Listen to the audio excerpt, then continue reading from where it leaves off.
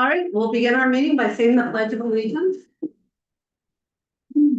Allegiance to the flag of the United States of America, and to the republic for which it stands, one nation under God, indivisible, with liberty and justice for all.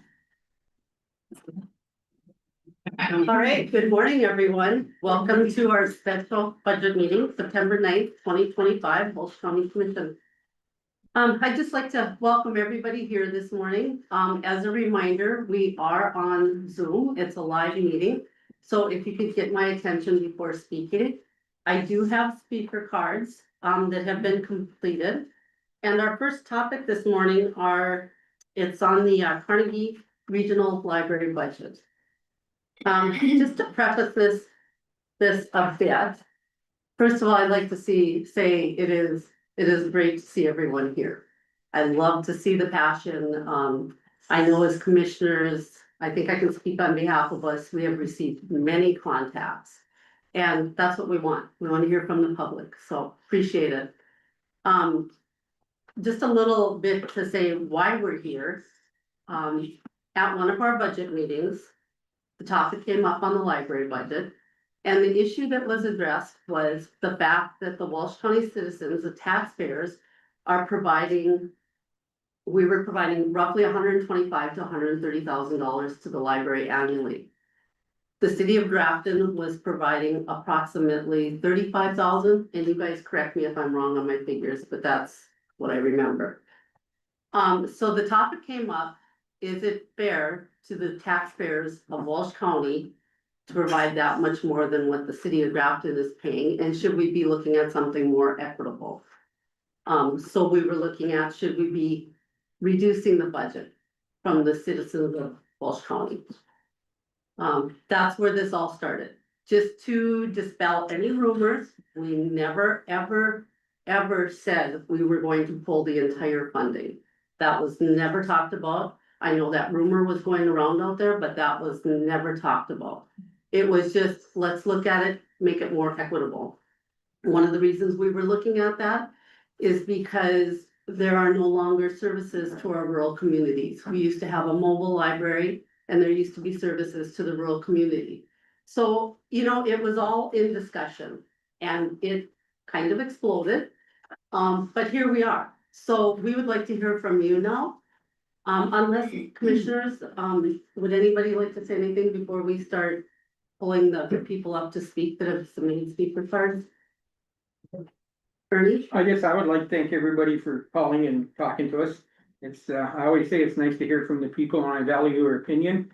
And through all my conversations, I think they were polite and very informative. There was things that people didn't know that was happening. And also there were things I didn't know. So to me, I think it was a very, very valuable tool. And I always said I wish more people get involved in county issues because we don't get enough from the people. Then we sit here and make them a decision and all of a sudden, well, you made the wrong one. Well, when nobody tells me what to do and I don't get it's a hunch. I sort of know what I want to do today from all the phone calls I got. So thank you. Okay, anyone else? All right, well, with this is a new process with these speaker cards. This is a new process that the state legislatures implemented. We always welcomed people to attend our meetings and to speak at meetings. They just needed to get on the agenda. But now we have a state mandated process where we do have to have you fill out speaker cards prior to you speaking at the meeting. So I'm hoping if anybody here wanted to speak that they did fill out a speaker card. Since it is a new process, I'm going to give you one last chance. Was there someone that did not fill out one of these speaker cards that wanted to address the commission today? Okay, all right, let's go ahead and I might be breaking the rules a bit, but. Okay. If you go around to the window at the auditor's office, and then they'll have you fill out a card and they'll bring it to me. I know it's a new process and not everyone's aware of it, so. It could have been put in the letter. Pardon? It could have been put in the letter, What letter? the letter that was sent out, that shows all the meetings that are going on. Oh, It just could have been put on that letter. He's talking about the budget. Budget letter. Yeah, which Oh. was a separate meeting from this. Right. No, there's, all the meetings were on there, including this one. You know, this, No, that's for our final budget hearing, which is on October seventh. This is not a final It said budget. today's date, so it's, I mean, I can go get the letter, I only live a block, is like. I think that was the thought. Okay. So, All right, well, it's new and we're getting used to it and we're trying to accommodate everyone, so. With that, we are going to start with our first speaker here. And let me just check, Claudia Thompson. And if you would just come up to the center chair here, Claudia. yeah, thank you for the 3 minutes.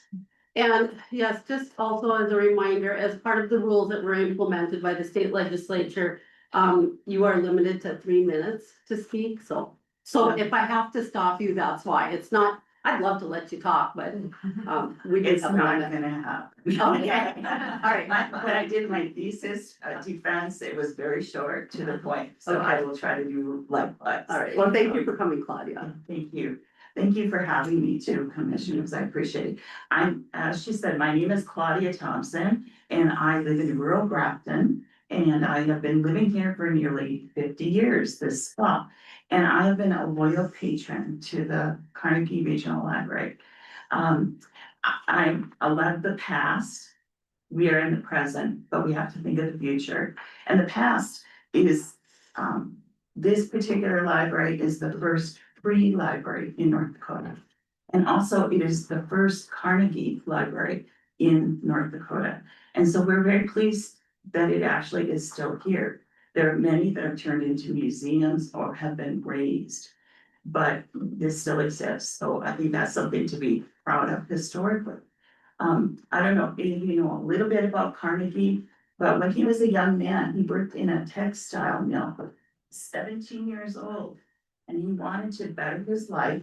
And he went to the library in Pittsburgh and he couldn't afford a $2 subscription. So he was denied access to reading in the library. And at that point, he talked with the administrator of the library and he was denied access because it was only for apprentices and he didn't have the money. So he took it upon himself to write a letter to the editor of the Pittsburgh Dispatch. It was published, lo and behold, soon after, the administrator from the library allowed him to obtain materials freely. So it became a passion. And as a philanthropist, he started to have grants and awards for libraries. There were stipulations, just like grants today that you guys follow as getting monies. And some of that was included, you had to have land available. You had to promise to fund the operations of the library with public funding and free access to all. And of course, through the years, we've seen so many changes. I just think remarkably through my 50 years as being a patron, all the things that I've seen. And one of my observations, and I mentioned in emails to you, is my concern in Walsh County of our population shift and change, our demographics.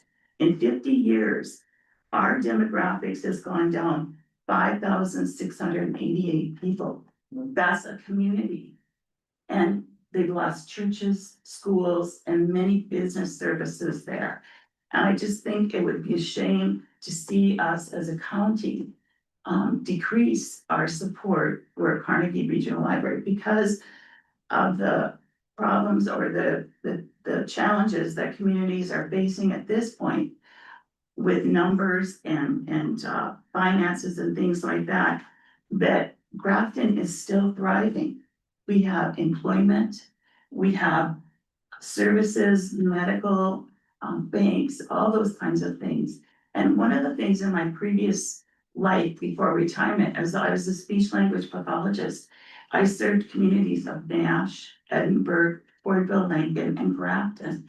And through those changes, Nash is no longer a school there. The building is gone. Fordville Lincoln merged into the Fordville School, not just Lincoln School. So change happens whether we want to look at it or not. And I thank you as commissioners for considering the Carnegie Regional Library in your budget. Your funding in the past And right now, presently, but I propose that you continue to fund at the same level to keep it open, because people from our county are coming to Grafton for many different reasons. Thank you. Thank you, Claudia. I appreciate it. And Claudia, just to make a note, you are from Grafton, correct? Yes, in fact, I didn't know I had my driver's license because I didn't know if you needed to verify. Okay, no, that's fine. Okay, thank you. All right, our next speaker is Laura Glamour. Also from Grafton, I believe. Yeah, I live out in the country, Country, okay. but yeah, Glen, or Grafton address. All right, Yeah, Madam Chair, Claudia, you're not in city limits though, correct? Correct, rural Grafton. okay. Yeah. Well, I think I represent maybe a different demographic than what is most people here, because I do have young children. And I'm here because I feel strongly about creating community. I have utilized the regional library since I've moved here in 2010. With its rich history, it has great potential to continue to impact this region and bring people together from around the county. I'm not in support of taking any money away from the library. However, I would like to ask ourselves why we are here defending the library today. To me, it should be clear how important a public library is. And I feel we as a community have failed to hold the library accountable and ask questions. So I do appreciate the commissioners shining a light and start asking questions about things. Some of my questions that I have as a county resident is why can't the library board and leadership answer basic questions about the budget and operations? How is the library staff getting evaluated? Is the library utilizing state library for the staff to receive continuing education and learning about new programs? The Cavalier Public Library has a Friends of the Library group that engages volunteers. Can we do something like that? Are we working with other groups and organizations in Walsh County to further their reach? Why do kids have to be present at the summer reading program for it to count? Why can't they just participate by recording their minutes and turning them in? Why can't younger kids participate by having parents read to them? Why do you have to be 18 years old to have a library card? Why do some kids get toys when they go to the library and some do not? Could that money be put towards a program that would benefit more children? Are library board members educated on procedures for conducting library business? Is there a suggestion box at the library?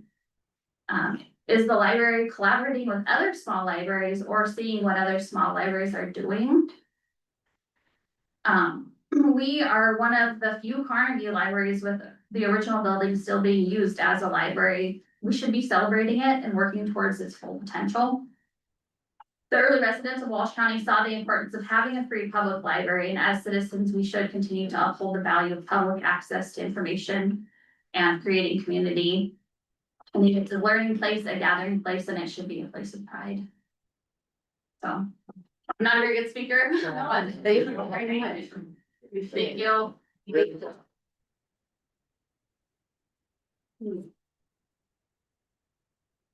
Okay, the next speaker we have is Jill Sanderson.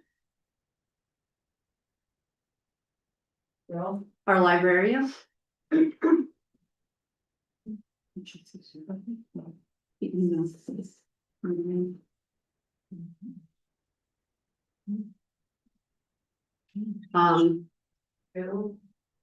She's not here. No, Pardon? move on. Is Jill out there? No, Okay. no, you're looking. All right. Well, she was waiting till 12:15 to come.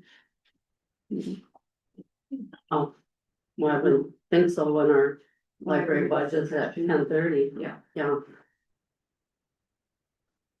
All right, that's disappointing because I did have questions for Jill. I thought she would be here today. All right, next speaker is Brian Sieben. I put myself down, but I don't, just if I had the opportunity to speak, I did, but I have nothing to say right now. Okay. But in case I do, I emailed Just her. wanna jump in later? You get one shot, Brian. Email at 8:15, but I was 14 minutes past the deadline. You're fine. Okay. Next up is Karen Sound. Need to take the chair? Yes, it is you, please. Good morning, Karen. Good morning. And Karen, your address, I have the address, but not the town. Correct. Grafton, okay.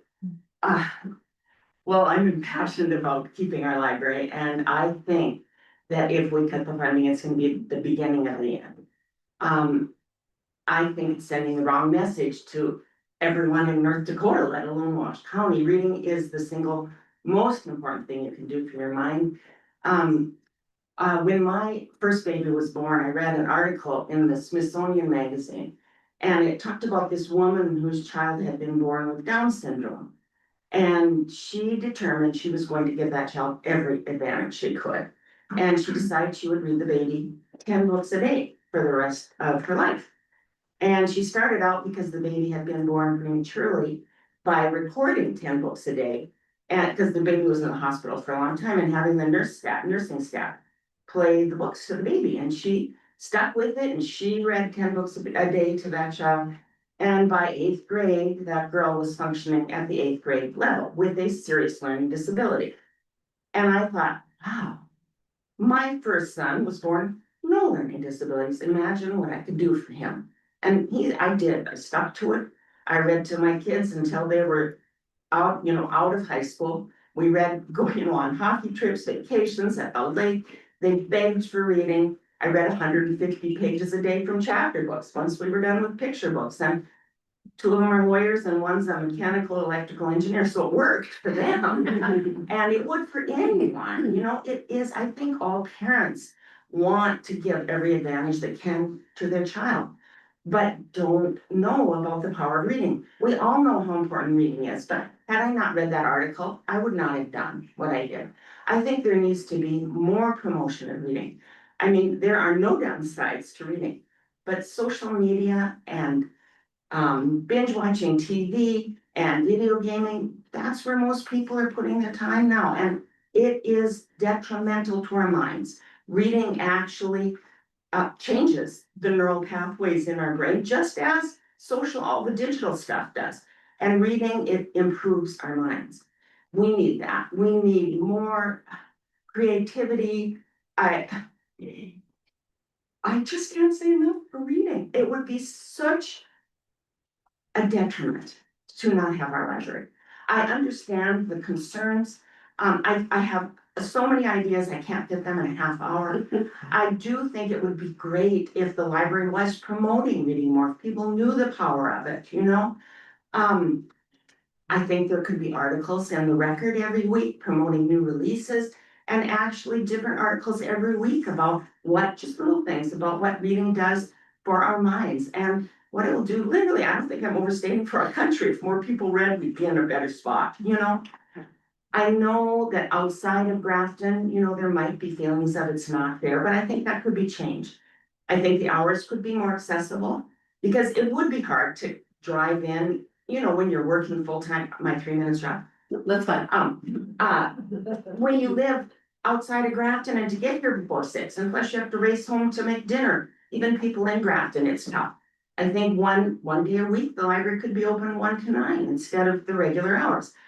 I also think it's a disservice that the library's not open every Saturday. Kids actually have more time to read in the summers, and it's closed on Saturdays in the summer. And that would be really the most accessible time for everyone to come, even people who live in Grafton.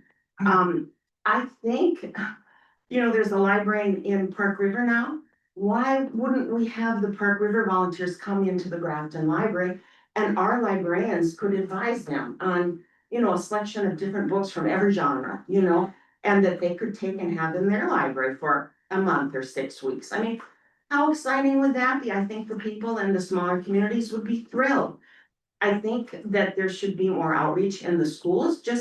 I know the teachers do everything they can to promote reading, but imagine if our librarians were out there telling, just getting people excited about books.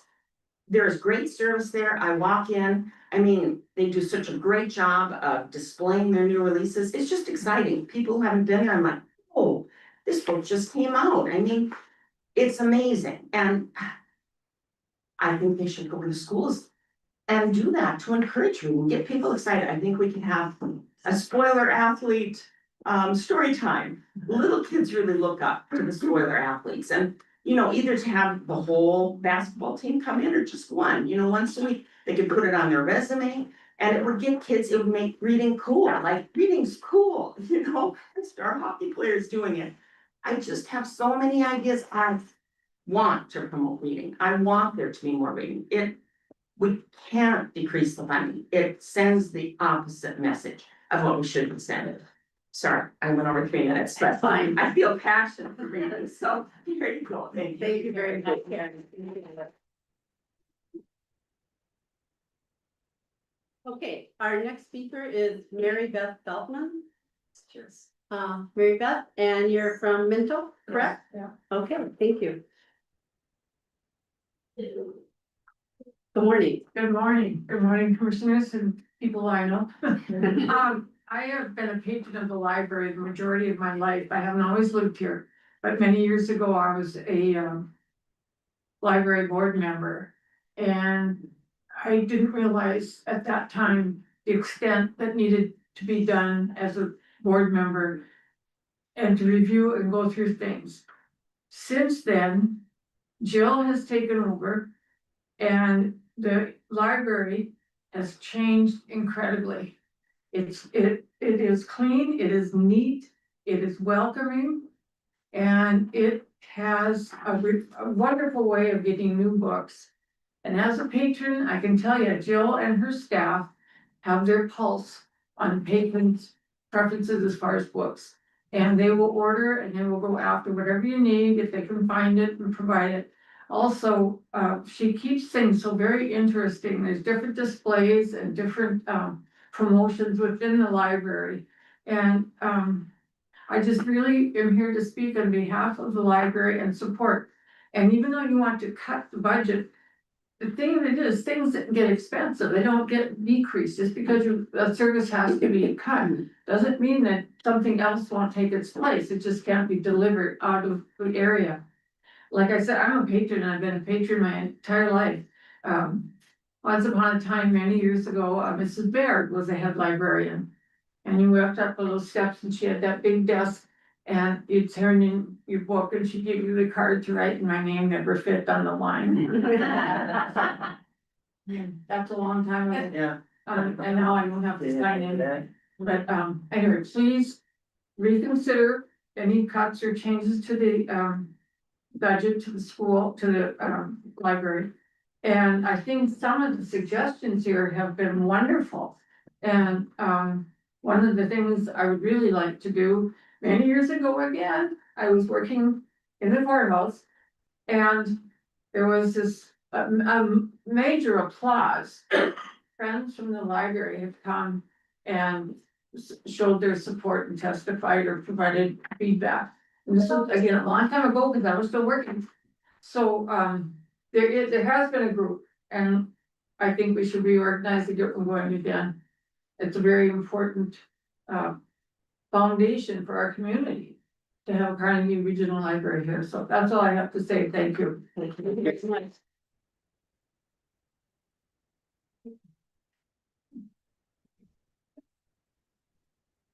All right, that is all we have for speaker cards. One other just comment. We actually have one of our youth here. I think that's so cool. Took time out from high school. I think that speaks volumes. I just think that's really cool. Can I, where are you? Jonas. Oh, hi, welcome. Did you have anything you'd like to say? No. Okay. Well, if you do, next time, just come in and fill out a comment card and we'll get you up there. Okay, all right, thank you again, everyone, for being here. Obviously, we can see there's lots of support. I'm an employee of the library and of one of four. There's few of us, but we do our best to try to be friendly and helpful to people. And I just want to say that Jill is the best person I've ever worked for. She finds our strengths and helps us work towards things. She's encouraging. She's never angry or, harsh in any way. And so, yeah, I just am amazed by the things that she can do to the library to make it so beautiful and so it feels like a home. And a lot of people come in and say, wow, this is amazing. Can I get your name? My name's Mary Clark. Mary Clark, okay. Mary, do you know what Jill is? Why she's not here? She's working because there's only 4 of us and somebody's gotta, but I don't know if she signed up for speaking, she should be here. But so I don't know if she is right now, but I had my day off today, so I think she can. Okay, all right, well, thank you very much. We don't have enough funding because there's only 4 of us and there's hardly anyone to build when there's people on vacation or on their days off. So I actually work 3 or 4 days a week for free, just, because they need people to cover. So it does get hard. And also, our furnace is just about to blow. And they've warned us many times, you better get this fixed. We've got people that have been working on it, Wayne Seaman. They haven't been doing it appropriately because they need to come in and clean out the lines. And so it really is not going to last long, as well as our air conditioning system. And those are going to be 2 very expensive things that we've been trying to budget very carefully so that we can afford to do that eventually. So this is very unfortunate. Okay, thank you. Just to the commission, I'd like to say Katrina Hoodney is on Zoom. But she's going to have to get off. She might be off already. No, she's still on. Is she still on? Did anyone have a question for Katrina? Yeah, I do. Okay, Katrina, can you hear me? Yep, can you hear me? Yes. So I have some questions on the financials. You put together, I think it was you that put together this packet that was sent to the commissioners. And it shows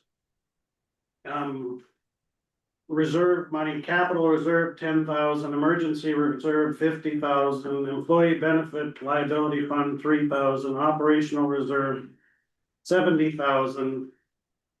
Summer reading program 3,000, checking balance 232,000. I'm curious where these numbers come from.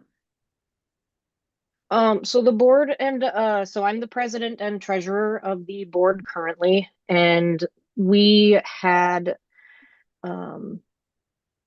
decided to put our money together and have one balance, and then within that balance we earmarked certain amounts of money for certain things. So, and we also are working on a financial policy book that explains what capital reserves would be used for, what the emergency fund is used for. The other one's pretty self-explanatory. And then we have our operational money. So we essentially earmarked money within that we have actually physically in our account. Okay, so you can see where the confusion comes in when a person who doesn't understand the finances of the library looks at this list. And it looks like there's 50,000 set aside for emergencies and 70,000 set aside for operational. And 96,000 for operating balance but the reality is what you have is 232,000 and all those numbers are included in that 232,000. Is that correct? Correct. Yep. Okay, thank you. Katrina, and I just have a yeah, question go for you ahead. as well. Oh, go ahead. You go ahead and finish up if you have something. I just had a couple quick things, that there is a suggestion box at the library and I love all the suggestions we're hearing. And then number 2, we know, I myself know and the board know that the county's not taking swift action to defund the library. We know that.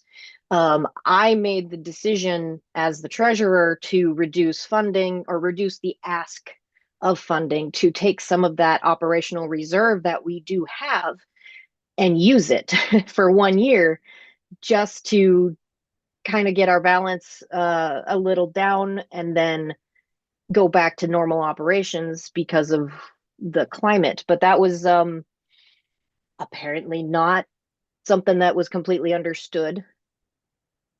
But it's the funding has not changed. The budget did not change. Our budget is still the same money that we intended. So and then we have so many plans for the future. The board and I are still, you meet once a month. That's why the Friends of the Library group is so essential as well. So did you have a Paul? quick question, Christy? I do, but I'll let Paul go first. Thank you. So Trina, to follow up on that, are you on the board aware, state law changed in the last legislative session? And we're limited to 3% caps now. So if you lower your ask from Walsh County from 125,000 to 100,000, you can't come back in here next year and say, well, that didn't work, we need the 125. Because we're gonna be limited by that 3% cap. So it'll take you almost 10 years to get back up to the 125,000 where you started in the first place. Were you aware of that 3% cap? I was not. Thank you. Okay. If I Katrina, were the aware, that probably would have been different. So Yeah, great. Is that I have a question for you, Paul. I'm just thinking outside here, maybe for you, Christina, as well. We could go back 3 years with the 3% cap, right? Was that just for this initial year, or is that in the future as well? Do we know? I think it is, It's in the future as well, I believe. yeah, So you can go back 3 years. She doesn't have to just go back to this year for the 3% cap. I guess honestly, if the commission would humor the library and almost like you have the decision to make that you can go right back to giving us the 125,000 that would have been requested from you. You can make that change in your This year, before you your mean. final budget. Yes, and Yeah. to make it to where what I have in my reserves or whatever there, you can make that decision to change it back. And then if we ever have something like that happen, I guess I really appreciate you letting me know that, because I did not know. If I would have known, honestly, I would have not done any changes that way. Okay, Bernie? I think being we pre-approved it, we cannot go up, we can go down. So I think our hands are tied on that. I might be wrong, but that's what they tell us. Once we do the first original budget, you can always go down, but you can't increase anything. So I think we might be stuck to what you've put in here. Once we approve the preliminary. Yep. Okay. Amy? Or can I go back to my questions? I haven't asked mine yet, and then I'll call on you, Amy. So back to, Katrina, you said you have $232,000 in your checking, currently. What is your annual operating cost then? What do you guys usually spend in a year? What's listed in the operating line right there? The operating part is at 96,000, and then that is just what's literally physically in the bank account. The rest of the income that comes in during the year covers the rest of our budget, which is so I know it's a little funky. I do apologize. Because our operating is about $175,000. Okay, 175,000 annually, roughly. Yes. Okay, and you have 232 right now. Yes. Okay. Yes, but it is our intent, because the building is so old, to have reserve money. Right, so you have around 60,000 of reserves, if my math's correct. Well, but they're halfway If through the year. we were to use that entire budget for our operating budget, but we get income during the year. So that increases that balance in the checking account. So I know it's extremely not exactly. this for you guys, and I put it in the library tab of your budget book. So Okay. That, okay, all right, I'm gonna call Amy next, please. Next, sorry. Okay. Go ahead. I can spare one more think- minute. I do think we've heard from Kim Droog in terms of as your CPA. And I would like to You know, it's a little bit odd to me that there's not cohesiveness between what we're hearing, Katrina, and what your CPA has told us on numbers, so. I missed if we that part of can the meeting. I didn't have him- hear what she said. She hasn't spoken yet. at Oh. this meeting. Oh, She sent us some financial statements. right. Yep, we do get those reports. Yep. And then it's, yeah. Can Kim comment on? Yeah, Yeah, I did request, I must not have done it appropriately, maybe didn't follow the procedure correctly, sorry about that. But I don't need to, but I'm happy to share if it's Yeah. helpful. yes, please come up. And would you just Kim Drew? My name is Kim, yep, and I came, my firm has, served as, accountants and payroll support for the library for years, maybe even well more than a decade.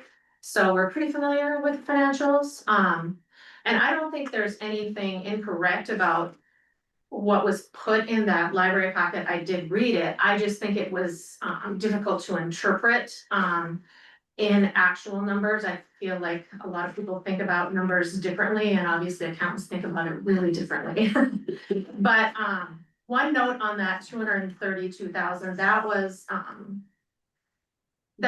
balance one day in August, and we are at our most flush part of the year that the library always has. Because all of the tax revenue hits the first part of the year, so we will operate at a huge deficit the rest of the year. So the typical year end operating account is anywhere from 120 to 170 is usually what's left of cash funds by the end of the year for the library. So the rest of the year will be high cost, just to put that 232 in perspective. I feel the library. Can I just stop you there a minute? Did you say the balance at the end of the year is usually 120 to 170,000? At year end, that's the typical, because the start of the year is when all of the revenue comes in. The expenses stay relatively the same throughout the year. The operating of the library doesn't swing in cost, it swings in revenue. The revenue hits the first half of the year. So that's where we are right now. So just for my simple brain, mathematically, that would be your reserve, right? About 120 to 170. That is what Would typically, be yeah, considered yeah. your reserve, okay. And I feel like that hasn't changed remarkably. I Okay. mean, I feel like the board and the board has been diverse. They've been represented by many cities in the county. I feel like all the years we worked with them, they've really tried to, respond, cut costs when they needed it, and they have significantly at times needed to cut costs. There was the big issues that came up in 24 with the building, and those maybe aren't even solved yet. So when I look at a balance like that, I don't think there's any particular excessive reserve. I think there's enough money to maintain the library in a situation where things all of a sudden changed, I don't think that if you don't even have what your annual costs are in your checking account as a nonprofit, you put yourself at risk. Except that the state does require that we're only allowed to carry over 75% in a budget now. For the That- library, Well, in our general fund, I would assume it's the same for libraries, but I guess I don't know that. Well, for that sure. money, I mean, if that were the case, that money would have to be transferred out of their fund into a separate fund. Dedicated fund. We, yeah, where Waiver. we have a building to take care of rather Yeah, than the right. county. And we have to do the same. and that is some suggestions that I've been placing, that they do set aside some stronger interest bearing accounts instead of just Yep. an operating, and I think. Which they're is being- our intentions. Yep, which is our intention. We wanted to get a handle on the money better first, and then to go back to investing for like the 50 to 100-year future. The other quick thing I just have to say before I have to log off here, January 1st, our balance in our checking account was $159,000. So that's where we started the year. So that is pretty average. So just to say that, and then yes, it is our intention to put that money to good use, to be there for the library for the next 100 years. That is our intention. So thank you so much, Kim. I really want to get with you eventually, and then it's been a crazy life. Thank you guys for letting me speak for a moment. And then if you have any follow-up questions, please just let me know. Okay, Thanks, thank you. Christina. Thank you to both of you. Yes. Thank you very much. Christina. I just wanna apologize to Kim because you did request it in your email last night, I just missed it. That's okay, that's okay. Thank you for speaking up. Yeah, no, Appreciate it. All right, Ernie. There was a couple of remarks about the heating system and cooling. So does the library have to pay for the repairs in that when it's Grafton's building? Yes. They have been paying for those things, yes. Repairs and major things like that. Well, that's maybe another way that Grafton could help and to help the budget, so, I mean, we got people renting in our spots over here, well, they're not renting, Grafton's giving them, but we don't charge them to fix our heat and cooling. It just seems a little Because bit we're weird, getting cash rent and the city of Grafton is not. but it's their building. That's just the point to help the library, out. I think they could help them. What's gonna happen if that air conditioner goes in the cost them 20 grand or 30? I don't know, it's just a question. That's why the That's what they have to $150,000 cash. Okay, well, Okay, well, I'm just gonna stop. We can't hear when we've got three people talking, so, okay, Paul, go ahead. I just said that's why that $150,000 reserve balance is important, because things like that happen. And I went through this at our last meeting, but I'll do it again. The city of Grafton donates the building for free. The city of Grafton donates the electricity, the water, and the sewer, and the garbage for free. The city of Grafton takes care of all the special assessments on the building, and we all know special assessments can add up fast. I would estimate the city of Grafton's mills and in-kind contributions to equal about $135,000. That's my estimate. The mills, I handed this out to the commissioners at the last meeting. The 2026 contribution from the city of Grafton in mills is 2.5 mills, it's $43,385. You said 2.5 mils from the city of Grafton? I'm sorry, 4, it's 4 mills, 4 mils, and what was the dollar amount? $43,835. That was last year or this year? This year, This coming this coming budget. Now, that equates to I think it's 3.85 mils because of the cap. Their mills went down, but that's their contribution is $43,835. It's not the $35,000 that's in the budget for the library. That's an old number, okay? I just want to make that discrepancy, the difference for that. So, at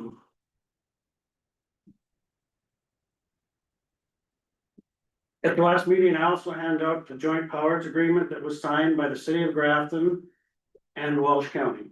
I'm just gonna hold you up there for a minute, because we're going down a different road here, and Brian had a question, is that okay? I'll come back to you, So, but Brian had a question as well, so I wanna acknowledge him.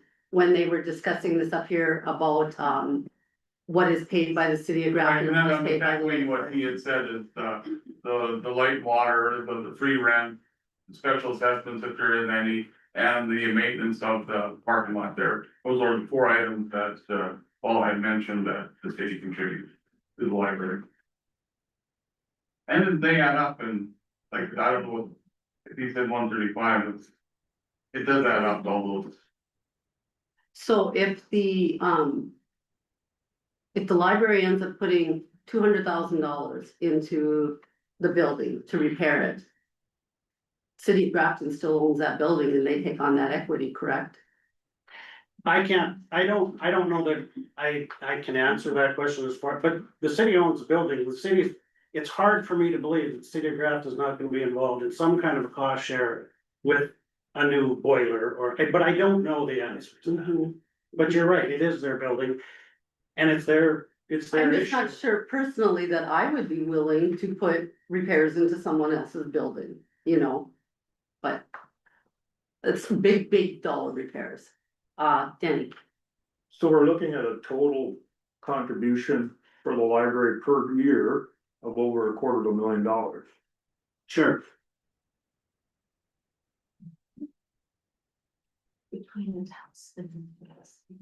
Most of that, a lot of that is in kind, but yes. Yeah. okay, I'm gonna go back to you, Paul. Okay, So I handed this library agreement out. This was signed in 2021 by the city of Grafton and Walsh County. At the time, the city of Grafton committed to 4 mills for the library. Walsh County committed to 2.5 mills. In 2024, Walsh County levied 2.33 mills. In 2023, they levied 2.02 mills. And in 2021 and in 2022, they levied the 2.5 mills per the agreement.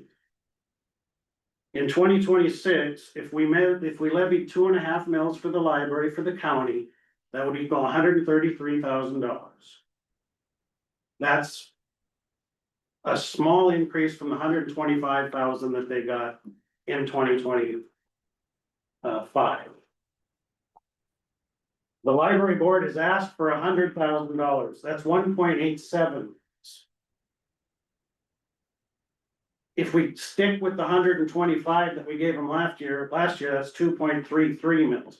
My point is, we've got a document here, this county committed to 2.5 mils, and we're not standing up to our commitment. It's pretty clear to me that the library needs at least what they got last year. If not, I would like to see us levy the 2.5 mils, based on everything I've heard here today. We've talked about, a lot of good ideas were brought up on things that could happen at the library. Now, unfortunately, that's not our deal, that's a deal for the library board. So I don't really want to go into the weeds there. But there was a lot of good things that came out of this meeting, and we have a commitment based on this contract for 2.5 mils. And if we want to renegotiate that contract, that's one thing. But if we lower those mills, if we lower this contribution, this library is going to be in the hurt bag. It's going to be very difficult for them to move forward. Another argument I've heard made is that the citizens of Walsh County shouldn't contribute more than the city of Grafton to the Grafton Library. It is not the Grafton Library, it's the Carnegie Regional Library. I handed out a map today that I got from the Regional Council, and you can see where some of the patrons come from. This is not a complete list, but this map shows you where the patrons of the library are coming from. They're coming from Walhalla, Grand Forks, Cavalier, St. Thomas, Park River, Pupil, Edinburgh, Warren, Stephen. They're coming from all over. This is a regional library. And I think what sometimes members of this commission forget is that the citizens of Grafton are citizens of Walsh County. And that makes a difference. The citizens of Grafton contribute to a weed board to the $235,000 and get nothing for it. We contribute to the county fair, the county agent fair building, the water board. All of those things the citizens of the city of Grafton get to pay for and get nothing out of it. Now, I'm not here suggesting that we shouldn't be funding those things. I'm here suggesting that the city of Grafton and the citizens of Grafton pay just as much as anybody else for all of these things. And you point to the one thing where you think the county taxpayers are getting the benefit over the city. And you point to that thing and you want to cut it. Did you make any cuts to any of these other budgets, just out of randomly cut them in half? No, we didn't. We pointed to the library. I don't agree with that. Then we talked about the hours of service. We want the hours of service to be more. Well, I think that would be great. I would think it would be great if the library could open one night a week and every Saturday all year round. Again, that's a library board decision. It's not our place. We only have 4 people working, so. Exactly. So if you want to increase the hours, that's gonna cost more money. So cutting their budget and increasing the hours at the same time is completely counterproductive. And if the library needs to be open more, why doesn't the courthouse need to be open more? Why isn't the courthouse open on Saturday mornings? So people can come in and pay their taxes and record their deeds on Saturday morning. I'll tell you why, because we can't afford it. We can't afford to pay overtime, and neither can they. Kenny, I might offer some rebuttal. This morning, my total went up to 30 people that I had personally asked about the library. And they range from 2 business people in Grafton, 2 retired like teachers from Park River. And the rest of them citizens, all the way from 18 to the county line. And I've only had 1 retired teacher that came out in full support at full funding of the library. All the others were saying, I can't see it. And the weed board, you can go on about that, we just took care of an issue out here. North side of Marvin Windows, that was a weed issue. That affected the city of Grafton. So this idea that we're not cutting and we're not looking at all the other entities is false. Because we are. What cuts did you propose to any of those other budgets that I mentioned? Every one of our others are right down to the wire. We Oh, took yeah, out but the all- library's flush, the library's flush. They're sitting with $150,000. And that's the point. We cut law enforcement, we cut our health benefits, every one of the county employees. Their CPA just told you that that is a healthy balance for a nonprofit. Is it a healthy balance to have all of our other departments at 0? We turned them all. They're all in the general fund. Is it fair for our? You county transferred employees? $1.4 million of the general fund last year that you didn't spend. And you know why? I do. You do. Why? Because we've got a jail project that's coming up. Oh, the jail, yeah, we can spend $46 million for Okay, the jail. but we gentlemen. can't spend $100,000. gentlemen. This First is of a all, small investment. first of and a all- right thing that serves the entire. First of all, I would like to say, this is not us against the city of Grafton or the city of Grafton against the rural. And any allusion to that is very improper in my mind.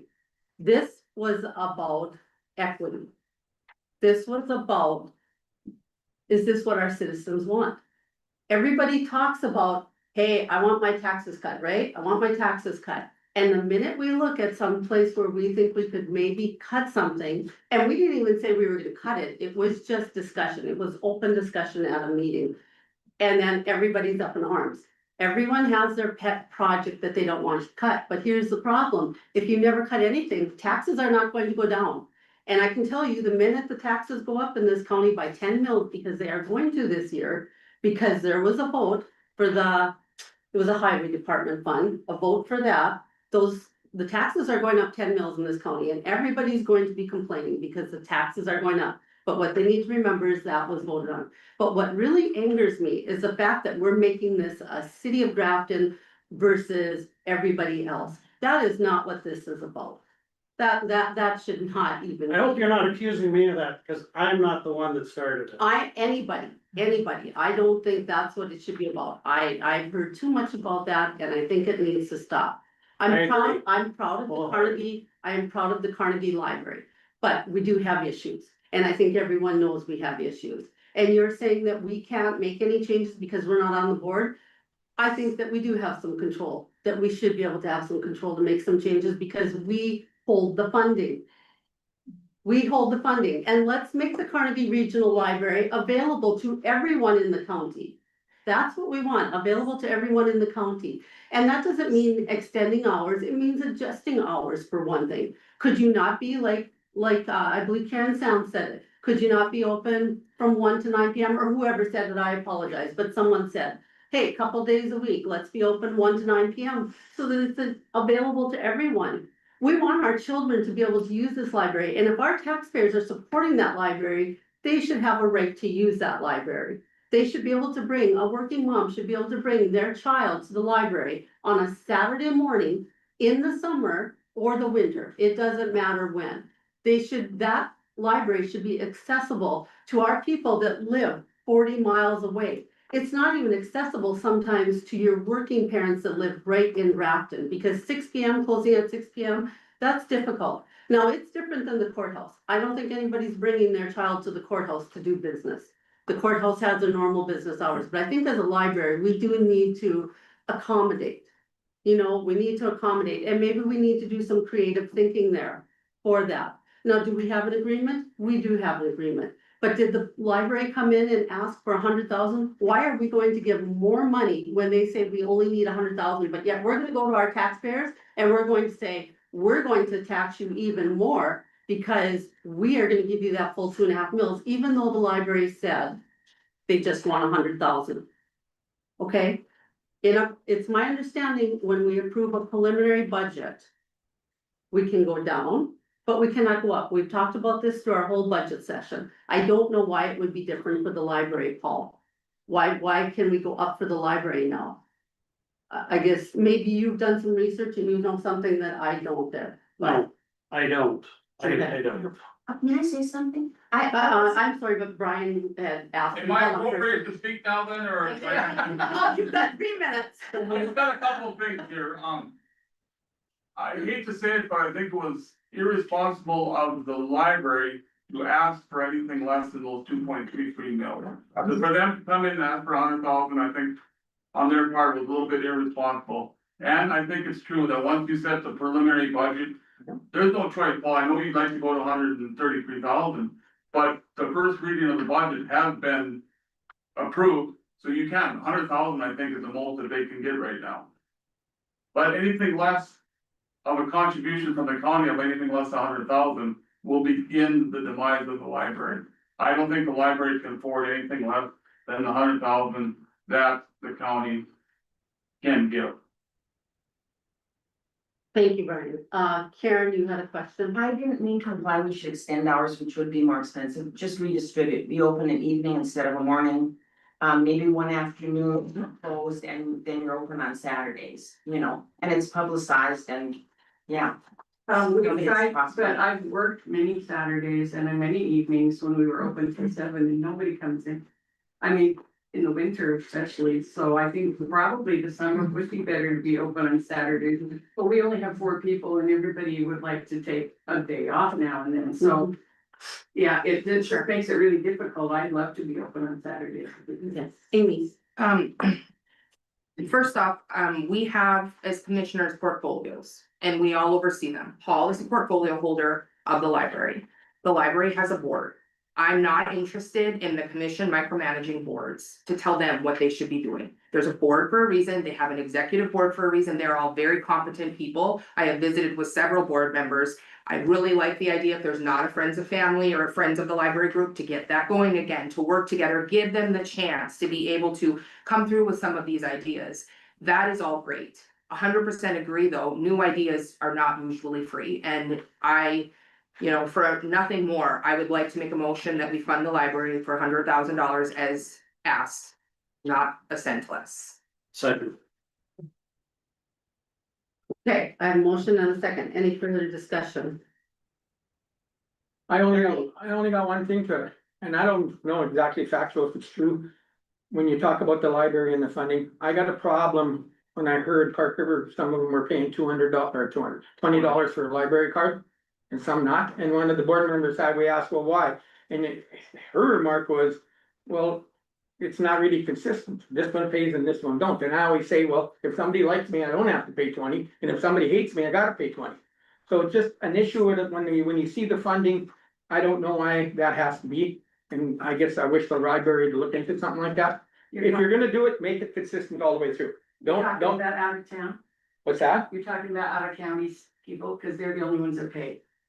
Well, I was told it was Park River people, so maybe I got the wrong information. Park River and anybody out of county is $25. Yeah. Yeah, it was Pembina was missed, okay, We're from St. Thomas and we pay a fee to, Yeah. yeah, cause you're in Pembina now. but Right, I know in the past Cavalier or the Pembina County would make a donation to, so then we didn't have to pay for it a long time. Yeah. Just recently, so now we do.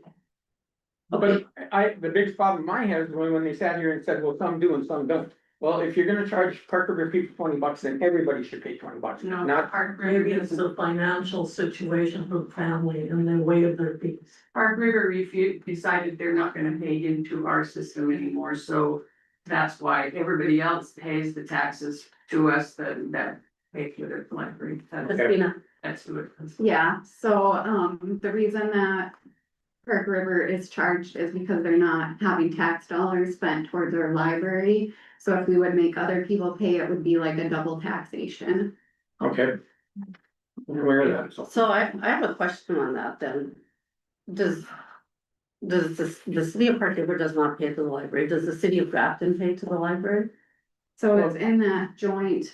Yeah. Powers agreement. Their that own they mills, put the 4 Yeah. mills, them was mills. it 4 mills? So they don't contribute to our county taxpayer mills. So what I have here is in Walsh County, there are 10,214 people. These were pulled quickly, so. Yeah. Don't hold me to that exact number, but these are rough numbers. It says that the city of Grafton, there's 4,128 people. They are excluded from the contribution to the library tax base in the county. Now, they pay to the city tax base apparently, That's correct, okay, but they are excluded from the county tax that's base. correct. The city of Park River has 1,424 people. They are excluded from the contribution to the library tax base. Okay, so the remainder, the difference is 4,662 people. The 4,662 people are picking up the biggest part of this tab. That's what's going to our 2.5 mills in the county. So my question would be is, if the city of Park River, if they're excluded and they're supposed to pay for this library card, or they do or they don't, They do They do. $25. they do it. Did the city of Grafton, well, they don't have to because they pay to the Grafton Right. city, that's why, okay. But anyways, this is just food for thought, I mean, it's 4,662 taxpayers in the county that are picking up the biggest tab. Maybe that's what we need to look at, the agreement, maybe the agreement needs to be adjusted. You know, why segregate it? Why is the city of Grafton segregated? So anyways, food for thought for another day, or, Denny, you're Denny today, right? Yeah, well, I've been called worse. It's kind of a neat point. Passing a motion because we're already bound by that joint powers agreement to honor whatever their request is, but. We're, Well, then we'd be 133. Yeah, the joint powers agreement says. The joint library fund shall be established for the Carnegie Regional Library operations covered by this agreement. The county and the city represented in this agreement. Shall provide its pro rata share of the funds for services specified in this agreement. And the fund received under North Dakota Century Code 403802, and the county has committed to 2.5 mills. And the city has committed to 4 mills. Now, you're right in that the library board asked for something less than 2.5 mills. But I think after hearing from their CPA and their board president, that was a mistake. But here we are, there's not much we can do about it. we went through this with the water board or soils conservation 2 years ago. I understand, Yeah, it was the same thing, and we honored their request. right. Of the total budget, so. So I understand what you're saying, Denny, I believe I understand what you're saying, it's a moot point. Because the preliminary budget was for 100,000. We can approve the 100,000, we can't approve any more. No, we can't approve less though if there was such We can approve less if we Less, want, but I think that's why you're thinking we don't need a motion, correct? If we're all in agreement to approve the 100,000, we really don't need a motion. well, the motion's on the floor. I'd like to finish the motion just to let everybody know where you can go home peacefully knowing we're funding the library. I agree. Okay, that's fine. Well, Yeah. Not- they get their not- answer right here, no better. Not a problem to go forward with that. Okay, any other discussion? Okay, hearing none, I'll take roll. Paul, Yes. Ernie, Yes. Amy, Yes. Denny, Yes. myself, yes, motion carried. Thank you everyone very much for coming in and for showing your passion for the Yeah, library. thank you. If anybody wanna call me again, I'd appreciate talking to you, just to talk to you again. There's different issues in the county, but there is.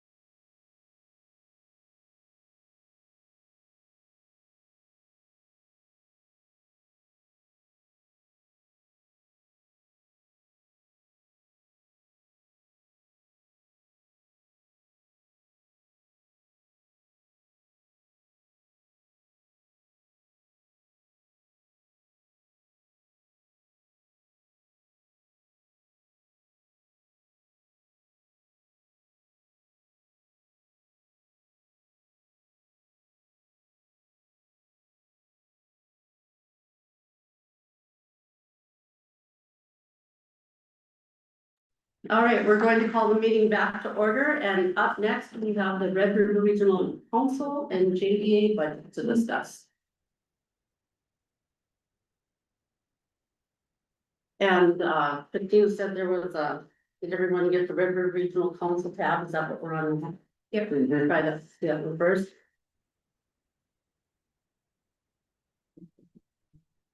Okay, and the budget request this year was, is it 45,000? I see. Yeah. I'm not sure to stick that now. I'm looking for two. Which one? Yeah. They have separate, yeah, we'll do Red River Regional Council first. Yeah, no, well, I got that. short. Yeah, That is JDA. JDA, isn't it?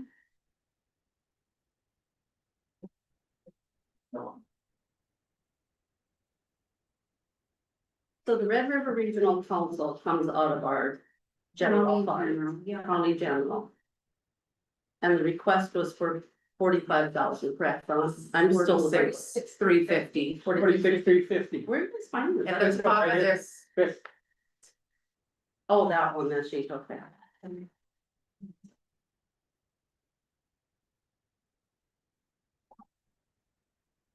Do we know what we gave last year? 45 last year?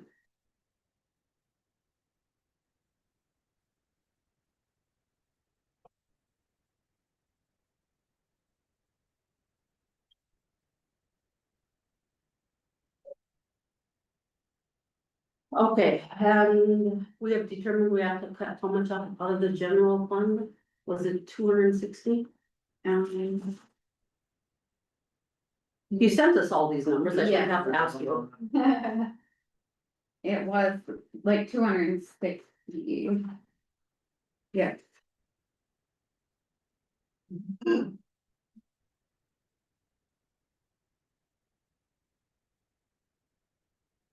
Okay, so I think the reason. Do we have some questions? I guess, I believe you were asked for your salaries, correct? The breakdown on your salaries. Okay. So I guess we don't necessarily have to make a decision on budget right now for them, but they had asked. River Regional Council and JDA had asked if they could attend the budget meeting if we were gonna have some discussions on. The information that was submitted. And I'm trying to remember where I put my information. Got in 3 places. Well, this is what they just sent was these. Right up here. Yeah. second page has all of the salaries. Okay, so it's right. Yeah, I got it.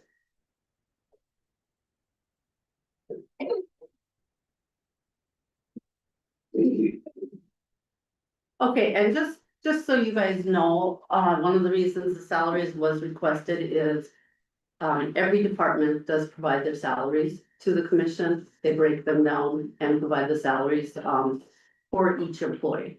Not just an overall, here's our operating costs, here's. Every department in the courthouse gives us a breakdown, so we'd like to keep uniformity. So. Okay, with that, does anyone have any questions for Dawn on the Red River Regional Council?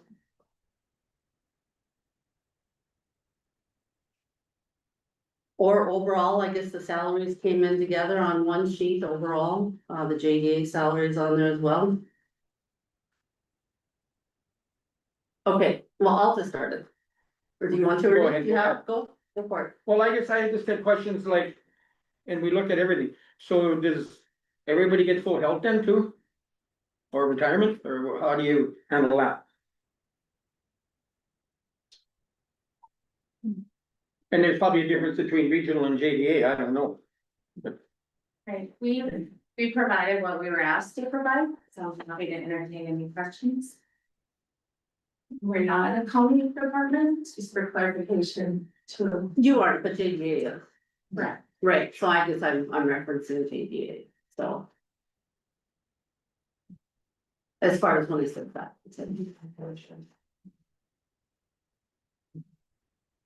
I apologize, what was your question? Well, I said, do you guys provide full health or our health, or do you like retirement along with the salaries? Cause you just got salaries here. That's all we were asked to. Yeah, no, I'm just asking Yes, for more we do information. provide full family medical and a single policy of dental and vision. And retirement? Yes, a 10% contribution.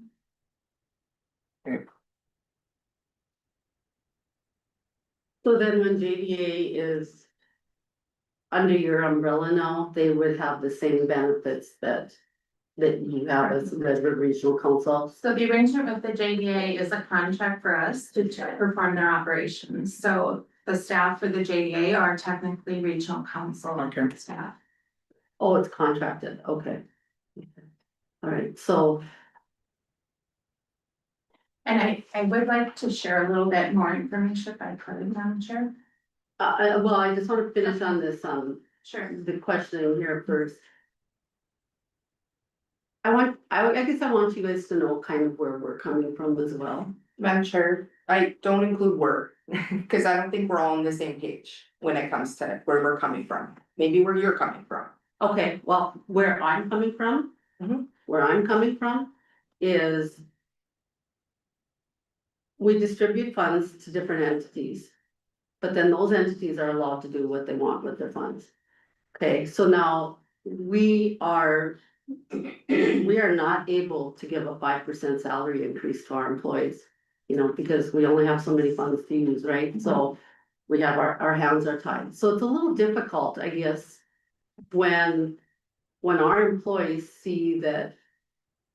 Say, for example, the Red River Regional Council can give out a 5% salary increase. And we can't at the county level. Or when the Red River Regional Council can pay for a full family health insurance policy. Plus dental, plus vision for single. And we can't afford to do that. In fact, we just cut our health insurance benefits to our employees, sadly. So I guess that's where we're coming from is we have to decide. What funds we're going to give to you, but then with those funds. You guys are able to. Give more to your employees than we're able to give to our employees at the county level. So that's where I'm coming from. That for me is difficult. I don't feel it's not fair to our employees. So that's where I'm coming from. Yeah, sure. So where I'm coming from is I've been on this board and I was on the JDA board and we went without a director for how long? 9 months.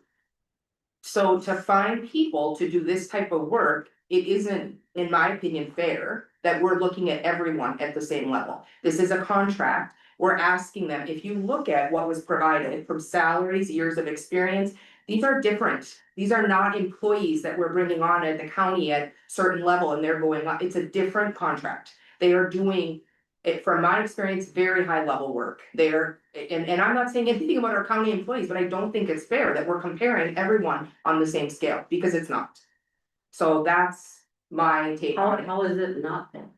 Cause they're not doing the same type of work. I mean, we're not having Stacy do the same thing that the sheriff's office does, or they're all different in their departments and what their requirements and what they have for experience, what they have for education. Do they all have value? 100%. But I don't have the same vision in terms of what we're comparing apples to apples when it comes to compensation, all of that. That's why they have a board. That's why they're set up the way they are. And that's why we contracted with them, because we could not find someone to bring on within the county to be solo. Having numbers, ask any JDA director what that means for them. Having someone do all of the administration. Lori Easted does so much more than what she's paid for all of these entities. And it's just, so from that perspective, I don't agree that it's on the same scale. Madam Chair, in addition to what you requested, I have pulled market data for comparable positions across the state for our positions, which is our comparables. As well as an explanation of the partnerships that we have. We now have partners with 5 organizations that act in contract with us for staff, finding value in coming together as a team rather than solo on their own board. And I've included all of the bios and credentials of our entire team. So I guess to have merit to the salary scale that I did provide, to give it context, I would like to share that if I may. Yep, that's fine. Paul, I just had a comment, I know, looking at my budget. Numbers here. I see the water board, they have total payroll expense of 161,000, there's no mention of. Salaries or increases or health insurance, it just. Their budget request shows salaries of 161,000. And on the health district, it's the same thing. Salary and fringe benefits, 3% increase, 8 staff, 710,000. So I don't have a breakdown of that. Alan listed all the staff and their hourly wage on his budget sheet right there. Well, there, yeah, okay. And I believe during the water resource board, they said that the salary of the director came to like 66%.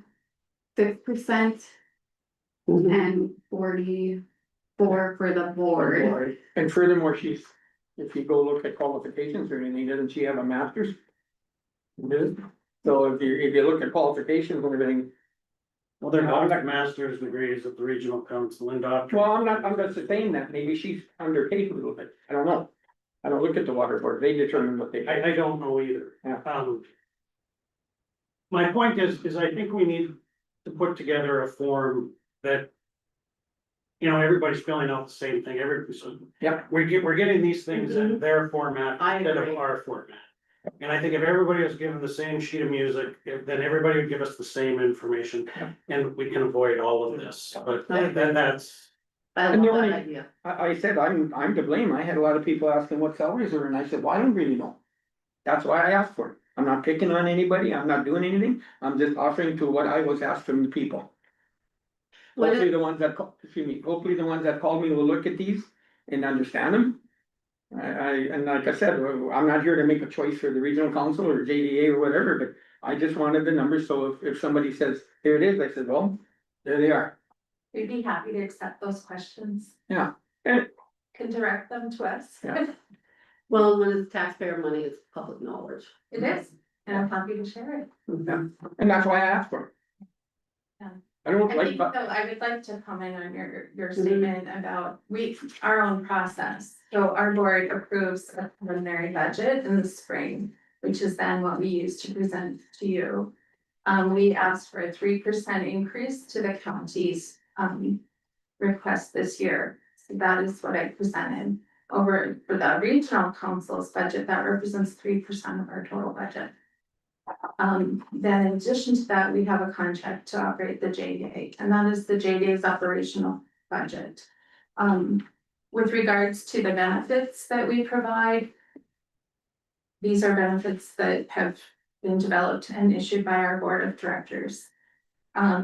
We again isolated a 5% increase for next year. That's what we got last year. That includes cost of living as well as merit increase. We don't have a step chart. Nobody goes up anything. That's a blanket 5%. And every staff is evaluated against that. We also do not have the security of a county budget. We have to go hustle. Next year we'll have 30 sources of cash. And so we don't have the same dynamic that a government entity has. We operate much like a nonprofit consultancy. So we don't have stability long-term in our budget. I understand what you meant when you said, we can't give a 5% raise, but I think the reality is there's gonna be employees who get bigger than a 5% raise due to the steps. No. I checked with Tanya.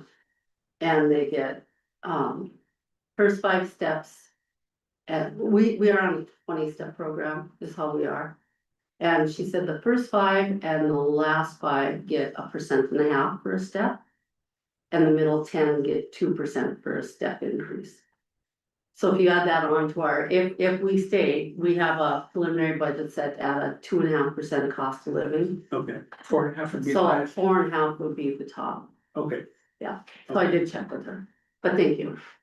Madam Chair. Oh, I'm sorry, did you have something? Well, I just keep going back to the cut that we made in their healthcare benefits too, but Right, it's there's an inequity across a lot of things. Well, and we're paying we only pay a 75% of a family plan, correct? 75%, where a lot of our, a lot of the agencies, I'm not using the right word here, but that we contribute funds to, taxpayer funds, and they're paying 100% of a health and, family plan. So that's another thing we need to look at. There's just not equity across the board. Amy? But I also wanna say, I think Paul maybe was referencing market survey. So we are doing that also with many of our positions, and there's several that are going up by thousands. So if we wanted to look at market salary comparisons, I think we'd be under the gun for many of these positions. But they do market salary comparisons as well, so we're both doing that. You said that you do that as well, I correct? also brought Barry Wilford, the entire board vice president. Welcome. Hi, Barry Wilford. My day job is I'm the chair of the Chamber of Commerce of Grand Forks. And I've been doing economic development for a long time, and yeah, I'm the vice president of Dawn's board. And we take a look at the market comparisons every year in terms of where are each of our employees based on what other like positions across the state are. So, I mean, we are taking a deep dive and a real look at this, and it's important that we stay competitive. We have a really good, strong, experienced staff. We want to keep that. We talk a lot about the tax base in Walsh County and the 4 counties that we serve, and how important it is that we continue to really have an aggressive economic development effort. We're really we have a real opportunity, I think, right now in this particular county. With everything going on with that Greasestow plant, a lot of those potatoes are gonna end up being planted in this county. And I think a couple of storage facilities are in the works for this county, very positive. Through a lot of the work from Dawn's office, they were able to get some money for some rural catalyst funds, 2.5 million from the state. I anticipate some of that money will come back to some of our communities in this region. I think the other thing is the Life Skills Training Center. There was some money that was appropriated for that this session. So they're taking a look at what's that footprint gonna look like in Grafton moving forward the next 30, 40, 50 years from a state point of view. There's gonna be some excess property opportunities there too, that this board will be able to help with this experienced staff.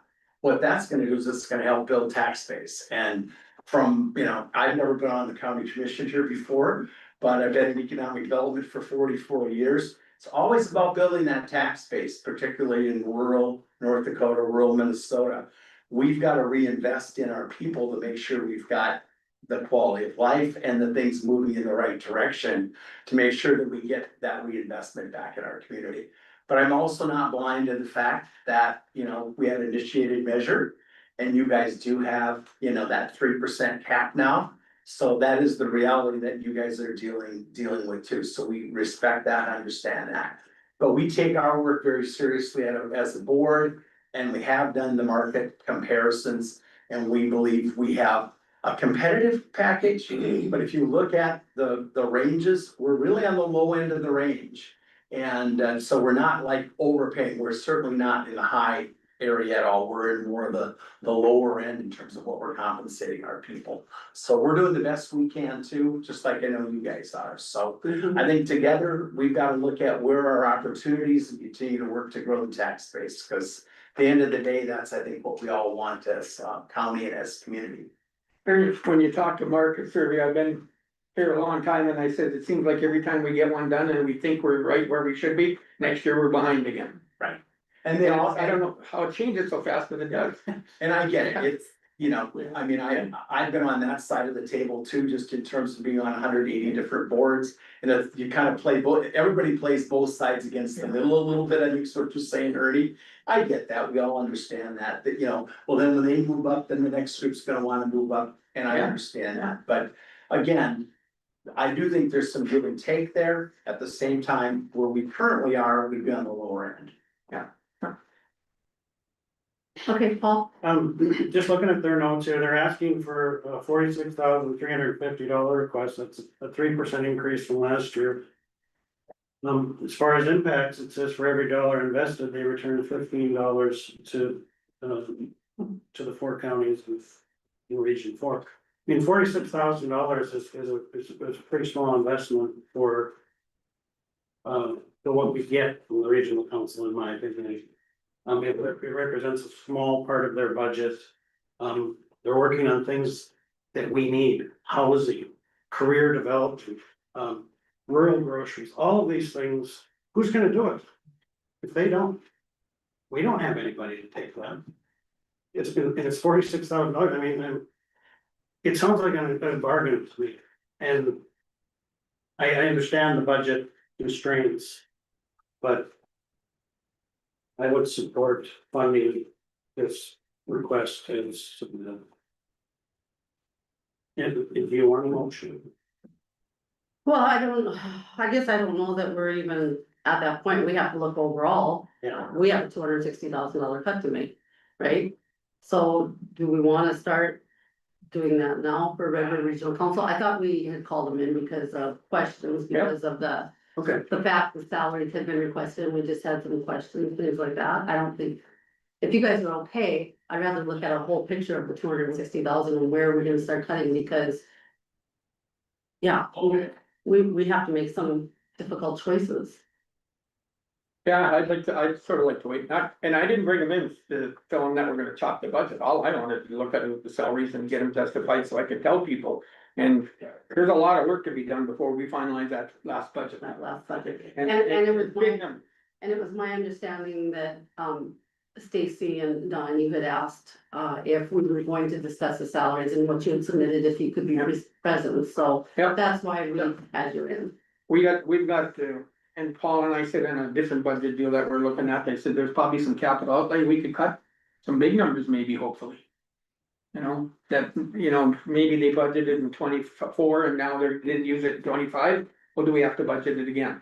So hopefully we can find enough dollars to make up some of this, and it's just, yeah, I'll tell you, the state capping us at 3% really put. It's And difficult. thank God this might sound wrong, thank God we were at 60 mils, cause if we were at 57 and we couldn't go up, but then where would we be, Mhm. you know? Oh, I just wanna say that, the regional council here is. Leading the state in terms of the Chodo program and building homes in rural communities, that doesn't happen by accident, and the business development loans that are being handed out by the JDA. That's creating vibrancy in all of our communities, the career builders, all of these things, other areas of the state are looking at this group and saying. How can we do this at home? And so there's a lot of really positive momentum and energy here, and for $46,000, I really don't wanna be a part of squashing that. I don't doubt that, Paul. I support all of I support our sheriff's department. They're doing wonderful work. I support our tax director. He's doing a phenomenal job. I support our auditor's office. They're doing one. I support all of them. But the reality is, we have to make cuts somewhere. And I wanted you guys to know that you're not being singled out or picked on because we ask for salaries and benefits. We just need to know where everyone is at. We get questions from our employees. Why don't we get full family health like these other places? We get these questions, we have to be able to answer them. So it's not that we're playing favorites or, because I like you more than the next one, we're gonna fund you more than them. No, I think we have to look at what is fair and what is equitable and what can we do with the limitations we have. When you bring that up, because of the zoning and social services, when they went to statewide, they put it up in Cavalier, because Cavalier was paying full benefits and everything, and we weren't. So now we're stuck to that, and then it is what it is, but I will And say, employees were mad, yeah.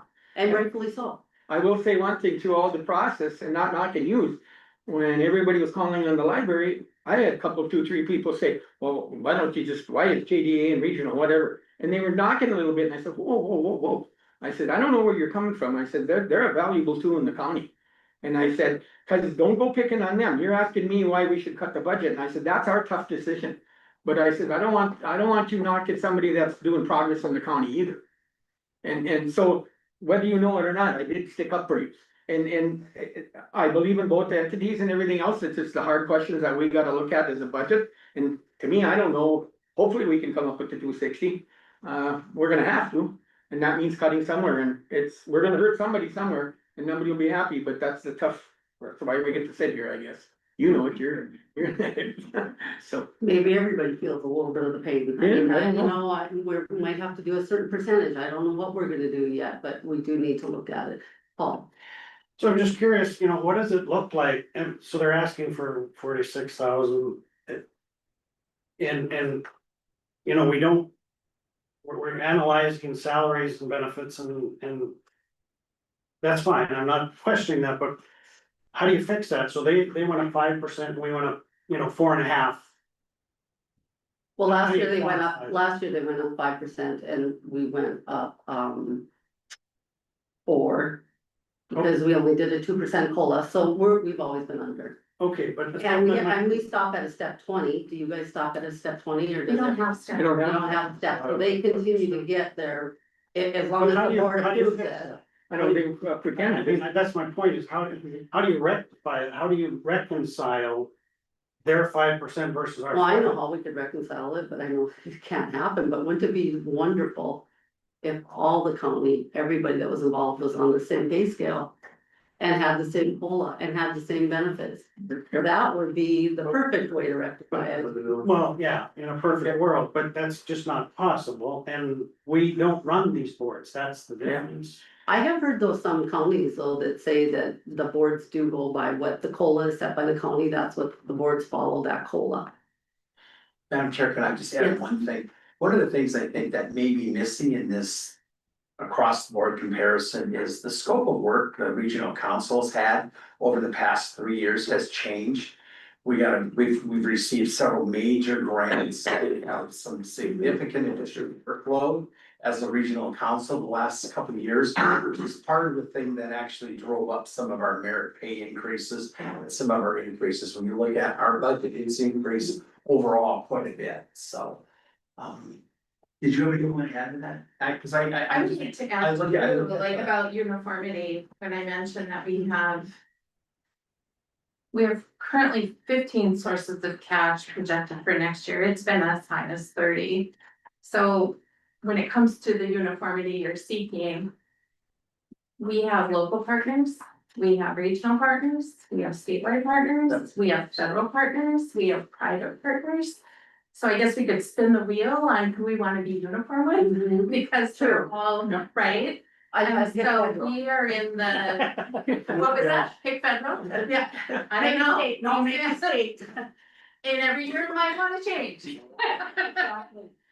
So I That's a good understand, point. Good. when I understand your concerns, but the masters that we have are far and wide. And so they stretch well beyond the courthouse, they stretch to DC and back. And so, I think that what we're doing is respectable. I also, when we look at the market analysis, recognize we're at the low end.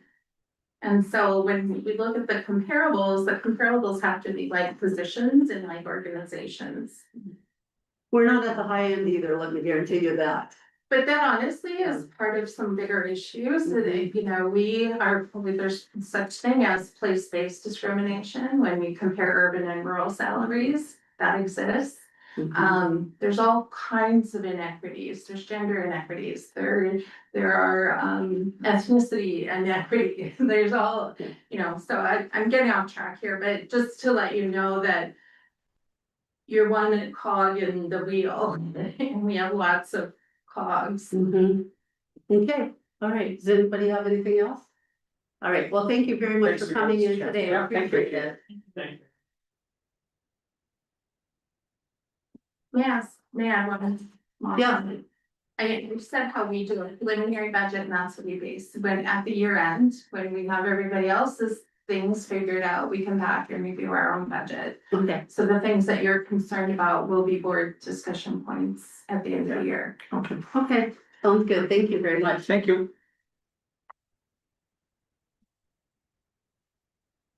Hey. Final budget report. All right, it's So I was just looking, it's 12:15, I was wondering if Jill was going to show.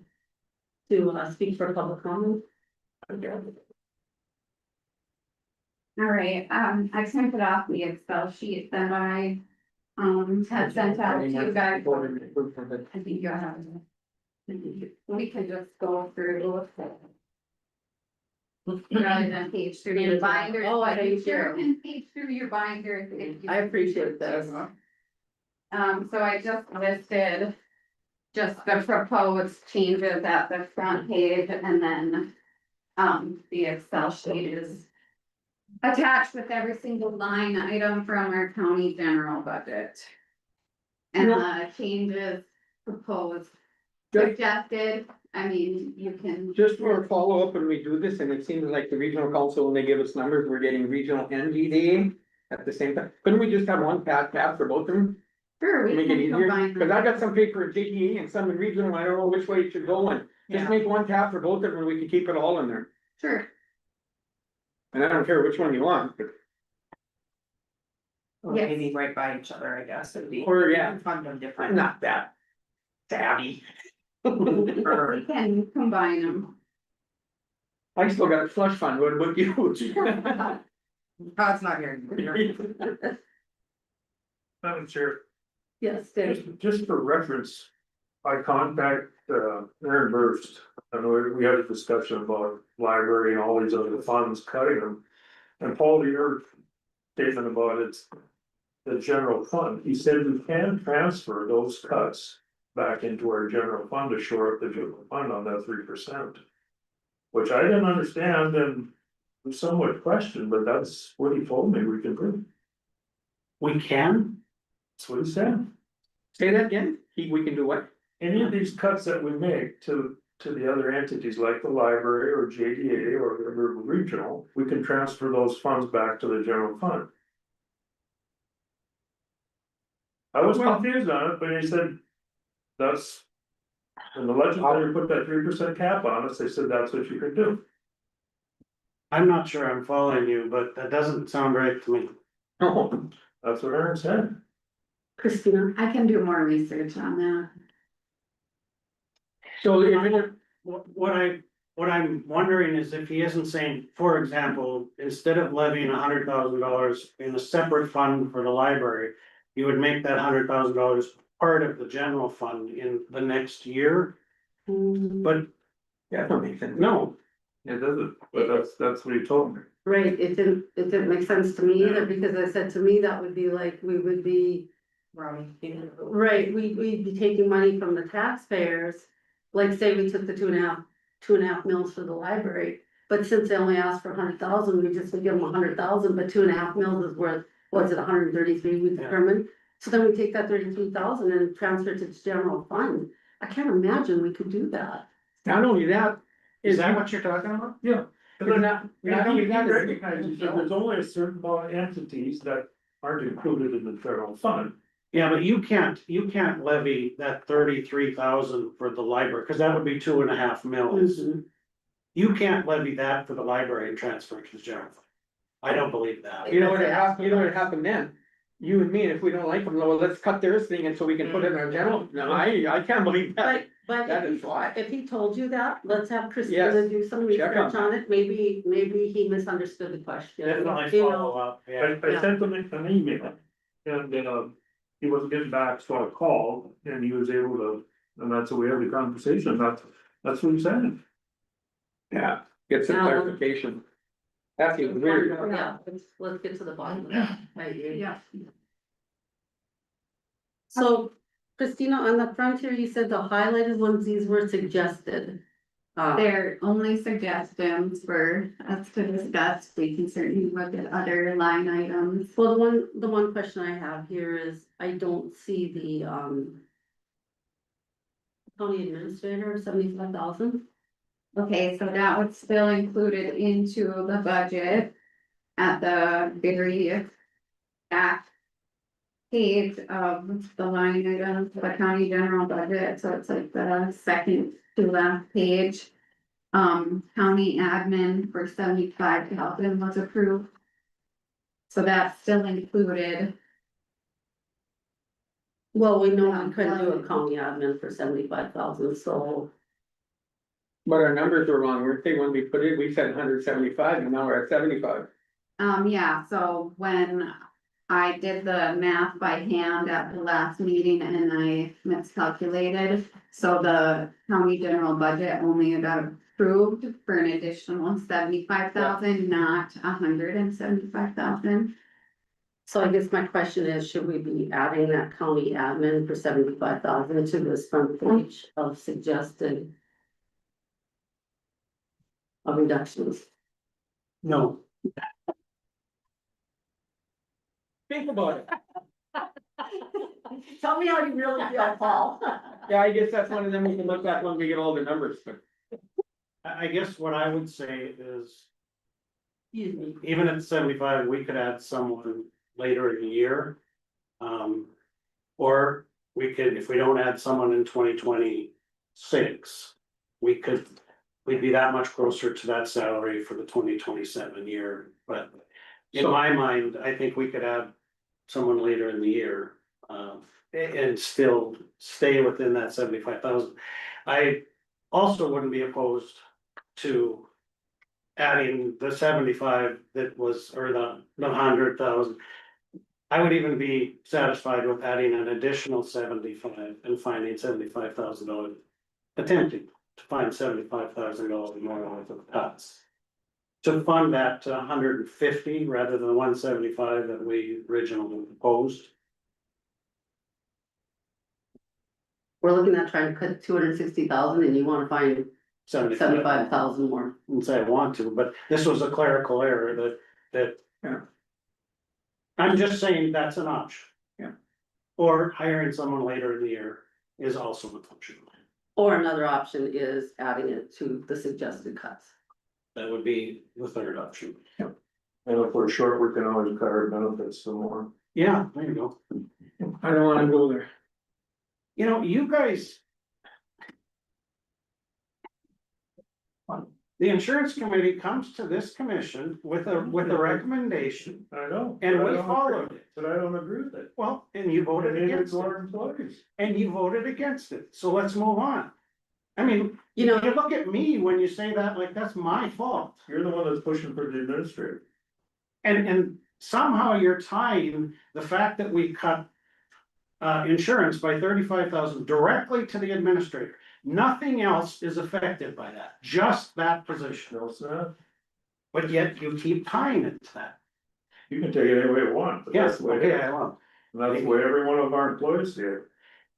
I can't help what the employees see and how they react. You can't help it, you can listen and take it into effect, and that's what I'm doing. Our employees don't like this fact that we're gonna add on to another position while we cut theirs. And I don't blame them one bit. Have you ever gone to 100% on the salary scale?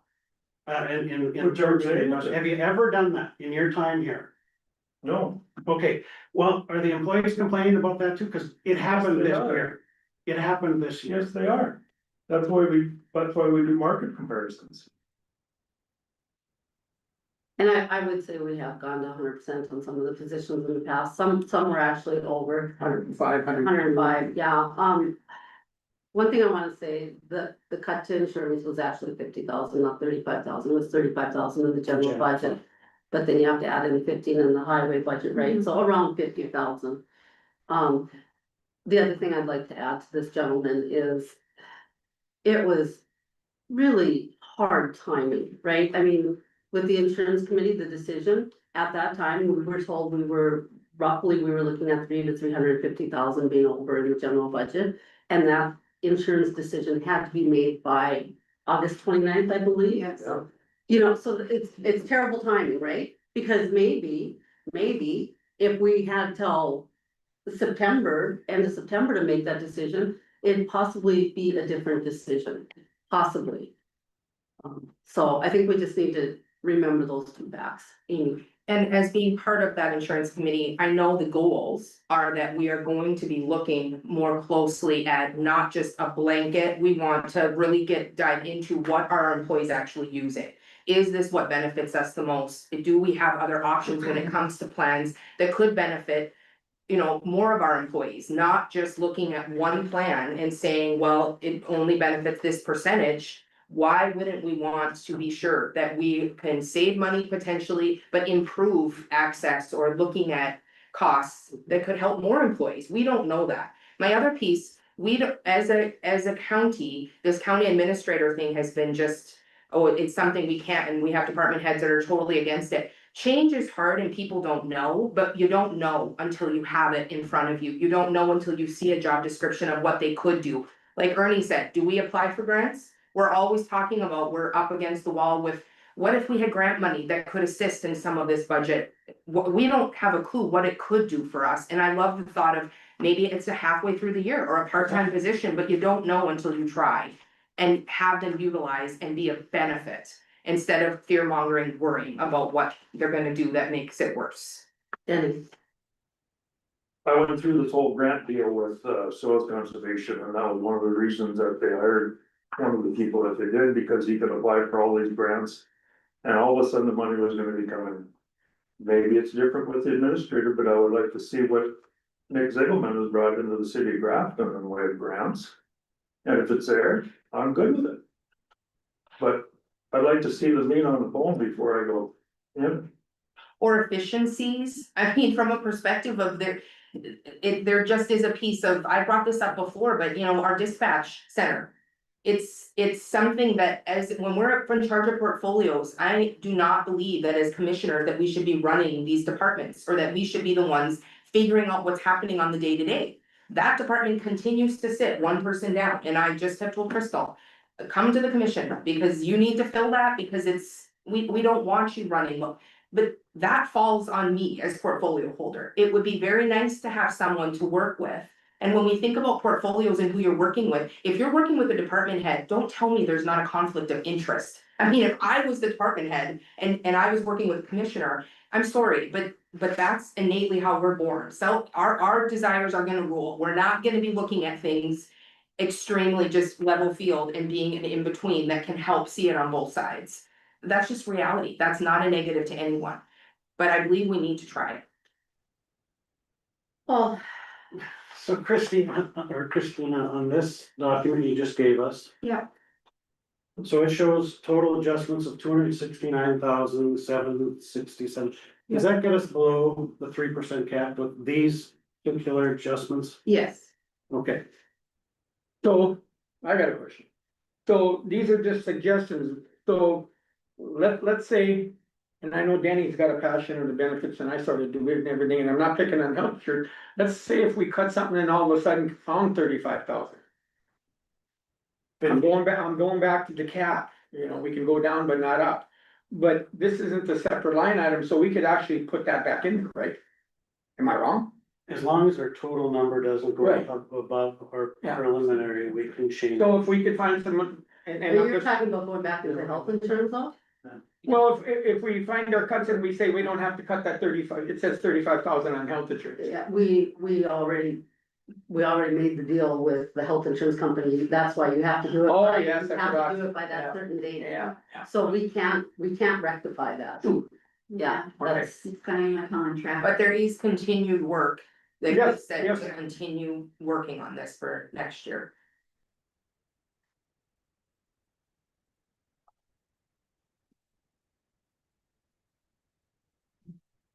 Should we go line by line for suggestions and, I have a basic question. oh, yes, Paul. So do we know what our ending balances are gonna be at the end of the year for the general fund, for example? If we knew we were going to have some, like a $200,000 carryover. We could, instead of cutting. Capital outlay, we could reserve that money for. Those capital outlay needs at County Park or buildings and grounds. But without knowing that number, we can't really, and I understand it's an estimate at this point, but do we have that? so last year, the estimate, for the cash reserves was 3 million last year in the county general budget. When I run the reports into, school ERP, the revenue wasn't put as a budget item, so it skews the results when I'm running the reports, which I'm trying to fix. But I estimate maybe around 800. 800,000 Yes, based on just the reports, extra and beyond what was, okay. yes. Based on our expenses, our revenue, most of it comes in the beginning of the year, so we don't have a lot of revenue that's gonna come in the rest of the year, but our salaries are already accounted for in the budget going forward, so they're encumbered, which means they're in the final budget number. But the, revenue skews the reports that I actually run. I estimate around 800,000 with looking at just the expenses and what's encumbered in the budget, And we're talking in just the general fund. just county general. So that's probably coming from like the fact we haven't had a BSO for a while. Yeah. We've had open positions, Yes, different things like that. Nobody's spending capital, so. capital outlay, I Yeah. think is a big one, yes. Okay, so that could still be spent. And the Yes, capital, so absolutely. we don't know, you Well, Yeah, know, that could go. yeah, so just so I make sure I understand what you're saying, your revenues are gonna be $800,000 higher than your expenses at the end of the year, estimated. yes, Okay, and for reasons like you said, there's vacant positions. mhm, Okay, And that's why. You know, a couple of years ago, we spent down our general fund, and I've always said it since I've been on here. It almost every year we. Bring in more revenue and it seems like the general fund, or not our general fund, but our carryover. It's adding up there, you know, and what did we do last year, the year before?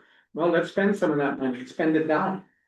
And I don't like to do that just because of our shape of our bridges and everything else, but it's, I don't know how many years now, it seems like we're always putting more money away. Cause our overage is higher than what we think at the beginning of the year. Madam Chair, is it wrong to line item certain things? So if we're getting to, if this is the number and these are the cuts that we're gonna do, is it wrong to line item even a preliminary, so it would be our own, for our own use, but certain things? So when you say Hami Dam to repair the shelters, you know, having that certain amount in there so that we do have a plan. You know, and it doesn't have to, obviously, we'd never get to 800,000, but a certain amount, like things that we see of value, especially capital improvements that we really feel should be considered priority if the money is there. That I feel is being responsible. I mean, we're taking the action to say, we want this money to go towards this project. We have it, we're declaring that we're gonna do it this spring or whenever that time comes. And whatever else that we feel should be in there, but at least you're making a bit of a plan instead of it just sitting there. I think what happened with Gordon to just roll back into county general. Is that kind of what I understood? That's And okay that's- to designate that back out of there. Right. That's why when Paul and he worked on this new budget deal, we were talking about it, so. And I'm not gonna pick on anybody, but let's say this year I budgeted 50,000 in my capital outlay, and I didn't do it. Now, next year I budget 50,000 again. Do we have to take that 50, put it over there for capital outlay, and then don't budget it yet? exactly, yeah. That's where we, and I think I'm reading Paul's brain, I don't know if I'm smart enough to read it, but that's where he's gonna say, I'm gonna come up with that extra money, cause. I've sat with him in some of those budget meetings and you look at our capital outlay, and I'm not picking on any, but there's a lot of money there that hasn't been used, that's been budgeted forward. Let's make a line item, they still got that money in their capital outlay, but then we don't have to budget it again. And yeah, there might be something that happens that we have to, whether we take. That's why we look at the reserves. Well, yeah, but my point is, so if, I'll use Ron, so if he's capital outlay, let's say he didn't decide to buy cars for 2 years. Now we got what, 80,000 maybe for 2 cars, 90 maybe what the price is. So should we keep budgeting that, or should we just say, okay, Ron, here's 90,000 when you decide to buy your cars, the rest of it, we won't levy the taxpayers. And I think that's where we can do a lot of changing and help our budget and be responsible to the taxpayers. I'm a much bigger fan of designating line items for those for projects. I mean, I think that's encouraging our department heads to say, if you see an upcoming capital project that you want to do, so that if they're like, I couldn't get it done, they at least know that it's there and they can use it to accomplish it. What did we do last meeting? We listened to them guys presented for heating and their cooling, Right, and how many years or 20-year program we're looking at. that's a That's what perfect example. Perfect example of it, Cause then if we can get grants, and like he said, the energy savings will pay for that, now we're looking ahead. And we're not having to budget, and you know, I always give Chase, and when he called me, I said, no, there can't be anything else. So my question is, can we do this? If we can do this, great, but can we do this? And I think we need to check into that. So a line, Already did? No, I'm telling you. Oh, you're saying now, Christina, yeah. so a line item in the budget is a line item in the budget, so it needs to be submitted to the state for the mill levy, for what we levy. So I think you would maybe have an understanding that you use cash reserves for those if you didn't have it in the line item that, in the budget that year. But I don't, like, whatever you put in the budget, you need to submit for our levy. Right. So it's gonna be the same as what we're currently doing. Could the cash reserve, could we have a cash reserve wish list or something? I mean, I know that simplifies it, but is it something that would be outside of the budget? I think what you're saying is that if we would leave these items in the budget as they are. With the understanding that, and I'll pick on Jason, capital outlay 75,000 for buildings and grounds. And 30,000 for parks, capital outlay, so that's 105,000, we would. Our part of our budget would be the understanding that we would spend down those reserves from the prior year budget, from that 800,000. Yes, we would need to take them out of this year's 2026 budget with the understanding we would pay for those costs out of cash reserve. So, And we're already halfway there, cause we've removed them here, and at least on this sheet. Yeah. But yet this would make Jason whole. have we found out where the 5 million is coming from? Okay, so the 5 million is not 5 million, like in our possession. That comes from your 10 mil capital projects levy that you get over the 10 years, what you voted. So you transferred 1.4 to start it. No, she said we had 5 million to put up front. She told us 5 million to put up front, not just from capital mills, cause with that capital mills, that's a separate. That's what she said. She said we have 5 million, basically 5 million cash to put towards the project, so that's what we've used for our numbers. And I've talked to Christie about that, and that wasn't what she told me, but No, that's what she told Tanya I and don't- Ann, and we were all on a meeting. We asked her, what money do we have to put up front? What do we have? And she said 5 million. Okay, so that was a while ago where you had that Couple years ago. conversation. Oh, yeah, yeah. Okay, so I think that that was inaccurate of her to say that. Oh, God.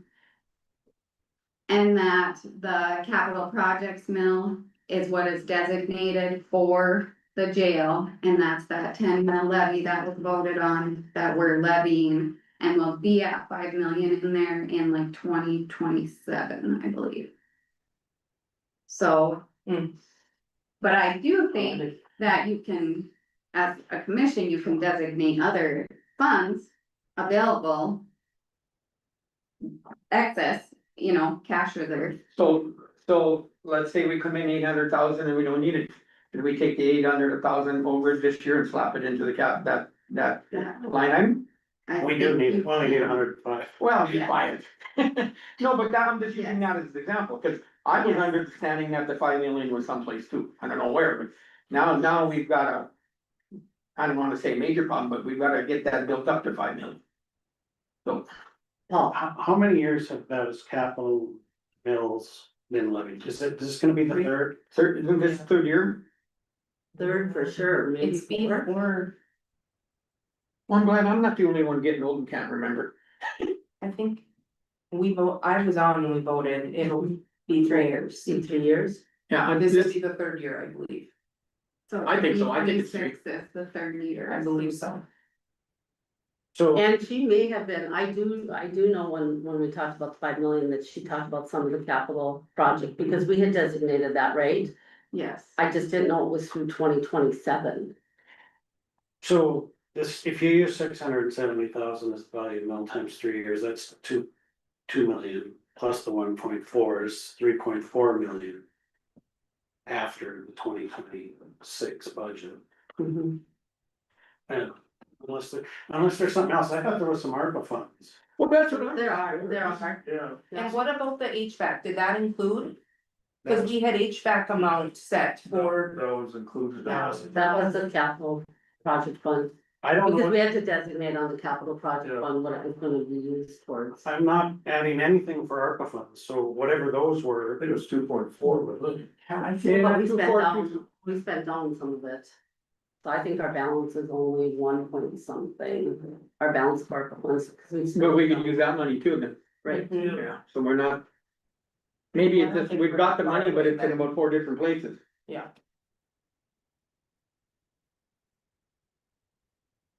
I think she's looking right now at the balance of our. So- Could we put that into that, market, money market?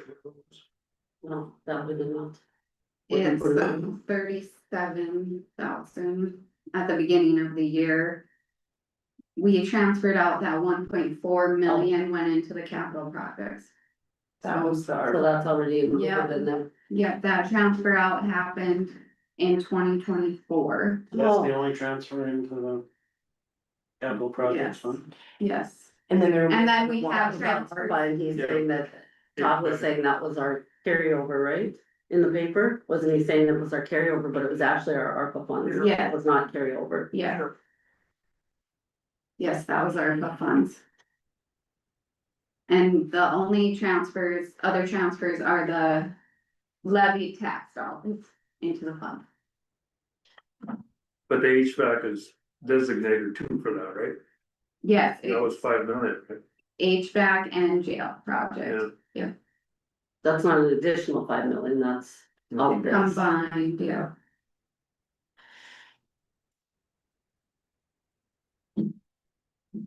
So capital projects, transfers in was 682 in 2024. And then budgeted, was 670 this year. And then what was in the budget this year was 680 for this 2026. So The levy. I guess with all these numbers and I see them here and everything else. Should we have another budget meeting after our meeting next week? Cause I'd like to go back home and look at some of these and think it over, Sure. you know, I'm good with that. It's been, shop Paul, go home and sharpen his pencil. Yeah, I don't know how we can get through it all today, right? Oh, no, Did you guys have any questions for Jason while he's here for buildings and grounds? I do, That was a big cut that was suggested, so. how do you feel about that? Buildings need. I mean, let's face it, our buildings need gas and love, and we have problems with them. Right now, with what we have, we're showing, we're meeting of our capital outlay, we have $45,000. But that's not counting what we're working on with the radar mitigation over and anything, we haven't gotten a bill for the last servicing that we've got done, and we're at the law enforcement center yet, where they had to drain everything. Took out 2 soft spools of material, we couldn't risk putting a cleaner into the piping. Because we were afraid if we put that acid in there, we're gonna do more damage and create more steel. So all it is, they're flush. So we have a lot of building concerns. We found a part that we could put back together and bandage the heating and cooling systems on the Chase building. We've gotten enough, we're working with ESG. Hopefully we can buy our time till we get plans with that. But there's a very good likelihood that we may have to replace pieces of them, and those parts are becoming obsolete. We got issues, I mean, there's no doubt, so we have expenses coming that we know are coming. Mhm. So the numbers that are there aren't gonna be there come the end of the year, I'll guarantee that. Oh, like The numbers that are part of that 800,000, right? Yeah. Yeah, and that's what I always say, you know, we can cut it here to make it look good and everything else, but if something drastically goes wrong, where do we go? in our extra money, cause that's what's gonna happen with these old buildings. There's surprises all the time, so to me, this is just a guess, it looks good that we're doing it, but I would bet by the end of the year, we're gonna be over that 100,000. Just the way things are going. Jason, Now, with regards to that, Paul and I did have a conversation about Omni. We know if there's money that we're not gonna spend there, that was the salary that was set this last year, that's $30,600. That $36,600 makes up for the $30,000 for that I requested for next year to do the repairs. So if that, we could transfer that, that'd be 30,000 we wouldn't have to take out of there. The other- where is that on here? I'm looking for it on there. That, In, 4510. That's new equipment for Humvee, under new equipment. What are you saying is that in the 25 budget, we had $30,000 for a caretaker that we didn't spend? So he wants that money to cover that new equipment line, which is, I think, for roof 30,000 for the rest for the two project or the shelter. So we wouldn't have to do anything with the 26 budget then, because we'd be using $25 that we saved. can we do that? It goes back to spending down the It's reserve. the reserve, it would go to the reserve. The other recommendation that I've talked to Paul about is we have a checking account for Omni. And then from the time that I've been here, we've taken with that checking account that's in Omni and that money, all the revenues that we get, it's not much, but as those revenues come in, those funds get transferred back out of the Omni checking account back in general fund. And the treasurer's office has had to do that. Beginning of the year, they have to transfer money out of the general fund to put back into the Omni, so that if we have somebody do a cancellation, that we're not doing overdraw or something on that line. My recommendation, we just leave that money there. Don't transfer it back and forth between the general fund and there, and then as that money builds up in that checking account, we use that money to do any modifications or repairs we have to do at home. Great idea. Yeah. Love that. Madam Chair, Yes. you had, I can't remember his name, but when he came and presented to us, will that be impacting as well in terms of a plan? You know, to give us a better sense of when we, maybe a consistent number over time for capital outlay improvements based on what they're gonna designate as priority, or you'll work with them on? Yeah, that's what we're working on right now. We've already had another meeting. We walked through a bunch of buildings with another portion. And one of the things we keep looking at is this building is how. How are we gonna make these updates? How are we gonna do these different things? And we're throwing everything at the list, and some of them aren't gonna be items that are gonna be pretty. And there is a chance that we're gonna have to do some pretty serious things to get the heating and cooling changed around. Just because of the original plans that are for this building don't show the same details as before. And back in the 30s, 40s, you give people four sheets of paper for a blueprint and they build you a bridge or build you a building. Now, same things for this would be 175, 200 pages to show where every line of everything goes. Paul, The only thing I would suggest, Jason, is to maybe run that past auditors to make sure what we're doing there is appropriate from an audit perspective. And I'd rather ask that up front than find out later. It's. 100%, just a recommendation from what you and I talked. Yeah, no, I think it's great, but I just wanna make sure it's okay. Yeah, gotta be legal. Right. Don't wanna go down that road.